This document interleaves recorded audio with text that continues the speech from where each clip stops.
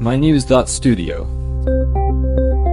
Tonight, Suriname's Amazonian jungle is unusually quiet. Not because nothing's happening, but because malaria, for the first time ever, is gone. How did that become possible?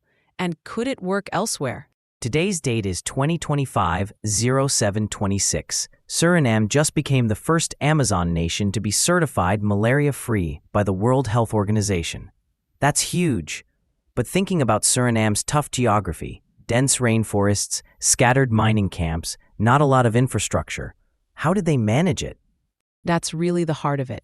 If you go back about 20 years, malaria was basically everywhere in Suriname, especially in remote rainforest communities and among gold miners.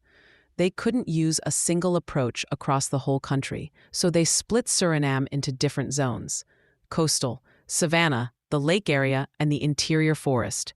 Each zone had its own risks and needed its own strategy. What happened in the coastal areas? On the coast, they relied mostly on indoor residual spraying with DDT. It's a classic method, spraying inside homes to kill mosquitoes before they bite. But Wait, so just spraying? Or did they add anything else? spraying was key there. But in the savanna and lake regions, malaria would appear in outbreaks. So they used targeted surveillance and rapid response teams. If cases showed up, teams moved in quickly to test and treat. Now, the interior must have been the hardest, right? Especially with those gold miners always on the move. Exactly. That's where things got creative. They introduced something called the Malaria Project. Gold miners who were often far from any clinic got self-testing and self-treatment kits. That way, they could check and treat themselves right where they worked, even deep in the rainforest. And local health workers, who often came from the same villages or even the mining camps, were trained to spot, treat, and report malaria cases. That way, almost no one was missed. Was that enough to stop malaria entirely? Not by itself. They also created a network, the Malaria Service Deliverers, made up of community volunteers who worked across all zones.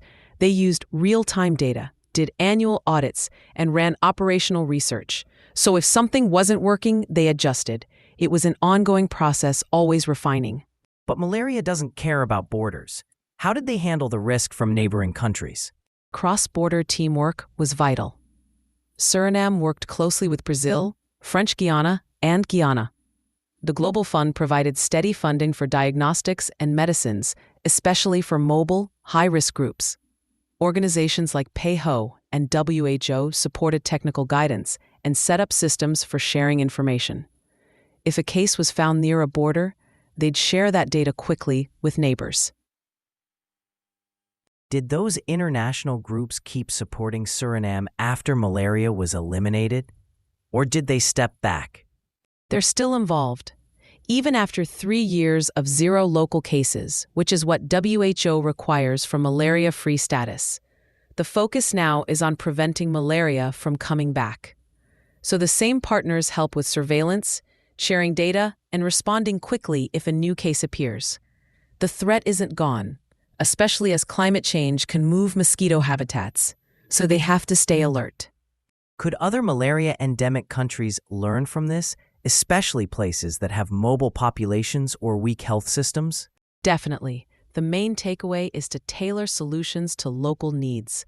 Mobile clinics, community health workers, self-diagnosis kits, these all work in difficult settings. Real-time surveillance and being ready to adjust strategies are crucial, and none of it works without international cooperation and steady funding. Is there a danger that, with malaria now gone, people will lose focus and the resources will disappear? That's always a risk. After elimination, you need constant vigilance. Suriname's health system now focuses on detecting and responding fast, plus keeping up regional cooperation. The fight doesn't end at elimination, it just changes. So the message is that, with the right mix of political will, good science, and community effort, malaria can be eliminated, even in tough places like the Amazon. And Suriname's story isn't just local. It's a real example that elimination works, and it gives other countries practical ways forward. The fight against malaria is global, and Suriname's experience is a new guide. That's all for today's episode.